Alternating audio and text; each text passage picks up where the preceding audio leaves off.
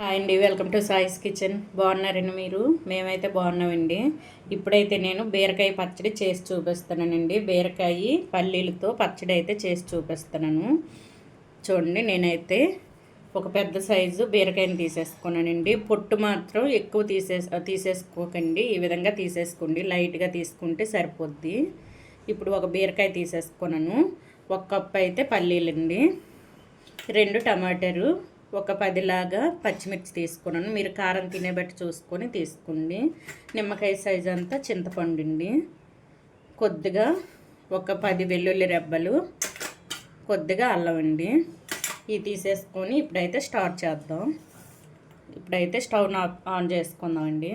చూడండి, stove on చేసేసుకొని ముందైతే ఈ పల్లీలను వేయించుకుందాం అండి. ఒక 3-4 స్పూన్ల వరకు ఉంటాయండి పల్లీలు అయితే. 1 కప్పు తీసేసుకున్నాను కదా, ఇవైతే మంచిగా వేయించుకోవాలి. ఈ పైన ఉన్న పొట్టు ఊడేంత వరకు వేయించుకోవాలండి. మనం మంచిగా వేయించుకుంటే పచ్చడి కూడా టేస్ట్ బాగుంటుంది. చూడండి, ఈ విధంగా అయితే వేయించుకోవాలండి పల్లీలను అయితే. చూసారా, ఈ పైన ఉన్న పొట్టు వచ్చే విధంగా వేయించుకోవాలి. చూడండి, చిటపట్లు ఆడుతాయి కూడాను. ఇప్పుడు ఇవైతే ఒక ప్లేట్లో తీసేసుకుందాం. తీసేసుకొని ఇదే ప్యాన్ పెట్టేసుకుందాం అండి. ఇప్పుడు ఇందులో ఒక 3 టేబుల్ స్పూన్ వరకు ఆయిల్ వేసేసుకుందాం.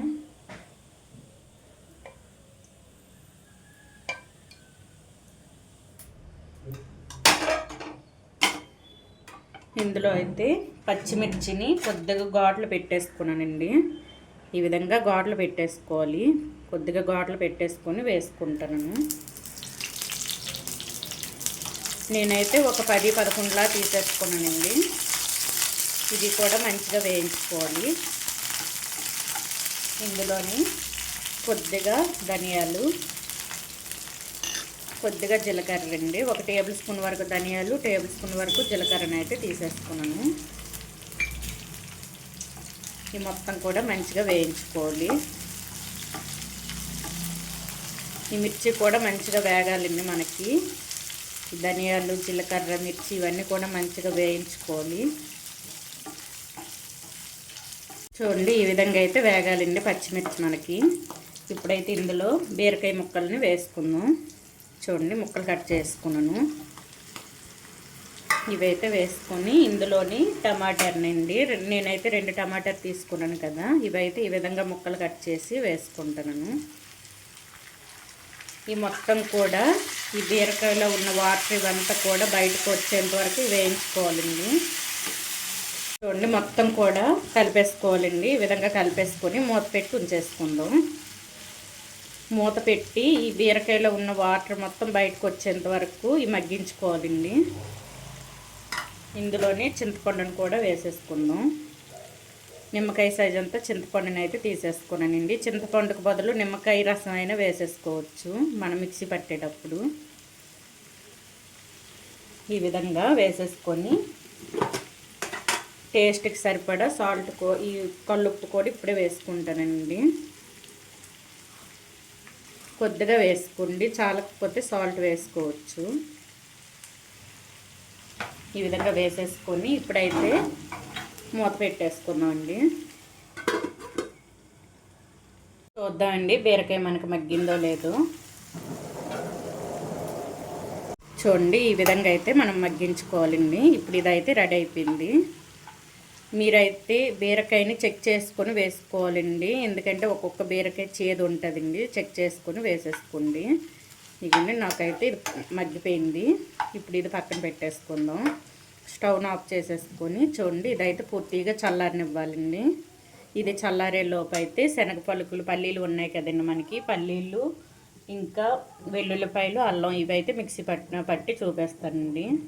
చూడండి, ఇప్పుడైతే ఒక మిక్సీ జార్ తీసేసుకుందాం అండి. తీసుకొని కొద్దిగా అల్లం ముక్కలు వేసుకోండి. ఒక 10 లాగా వెల్లుల్లి రెబ్బలండి. ఇవి వేసేసుకొని ఇందులోని మనం ముందుగా ఫ్రై చేసి పెట్టుకున్న పల్లీలను కూడా వేసుకుందాం.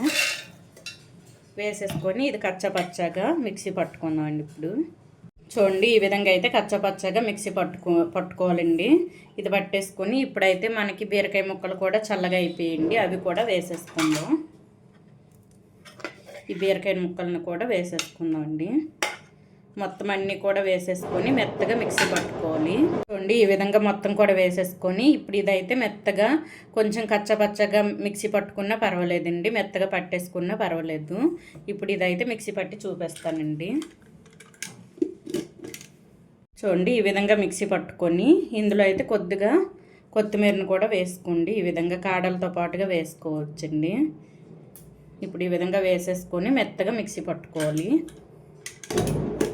చూడండి ఈ విధంగా అయితే మిక్సీ పట్టుకోవాలండి. ఈ విధంగా పోపు లేకుండా మీరు వేసేసుకున్న బాగానే ఉంటుందండి. టేస్ట్ అయితే పోపు పెట్టుకుంటే ఇంకా బాగుంటుంది. ఈ విధంగా తీసేసుకొని ఈ విధంగా బరకగా మిక్సీ పట్టుకోవాలి.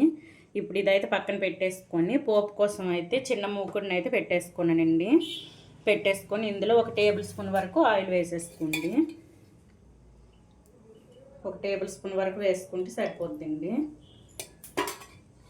ఇందులోని కొద్దిగా జీలకర్ర, 1/4 టేబుల్ స్పూన్ వరకు జీలకర్ర, కొద్దిగా ఆవాలు, కొద్దిగా శనగపప్పు అండి.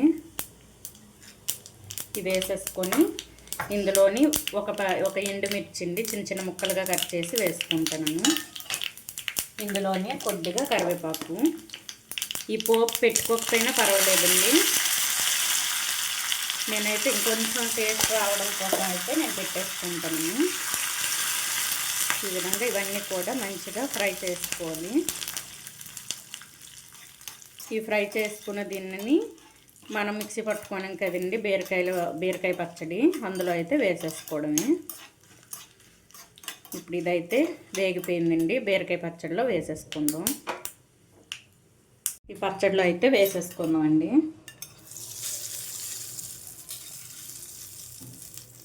అంతే అండి, ఎంతో టేస్టీ మనకైతే బీరకాయ పచ్చడి రెడీ అయిపోయింది. చూడండి చాలా టేస్టీగా ఉండే బీరకాయ పల్లీల పచ్చడి అయితే మనకి రెడీ అయిపోయిందండి. అన్నంలోకైనా చపాతీకైనా టిఫిన్స్లోకైనా చట్నీగా బాగుంటుందండి. ఇది చాలా టేస్టీగా ఉంటుందండి. ఈ విధంగా అయితే చేసేసుకోండి పచ్చడిని అయితే. చూసారా సూపర్గా ఉందండి. టేస్ట్ అయితే వేడి అన్నంలో కలిపేసుకొని తినండి, సూపర్గా ఉంటుంది. చూడండి ఈ విధంగా అయితే చేసేసుకోవాలి. ఈజీగా చేసుకోవచ్చు. మనకైతే ఏం తినబుద్ధి కానప్పుడు ఈ విధంగా పచ్చడి చేసుకొని వేడి అన్నంలో వేసుకొని తింటే ఎంత అన్నం అయినా తినేస్తారండి, అంత బాగుంటుంది టేస్ట్ అయితే. ఈ విధంగా చేసేసుకోండి. ఈ బీరకాయ పల్లీల పచ్చడి కనుక మీకు నచ్చినట్లయితే అండి లైక్ చేయండి, షేర్ చేయండి, నా ఛానల్ను సబ్స్క్రైబ్ చేసుకోండి. ఓకే బాయ్ అండి.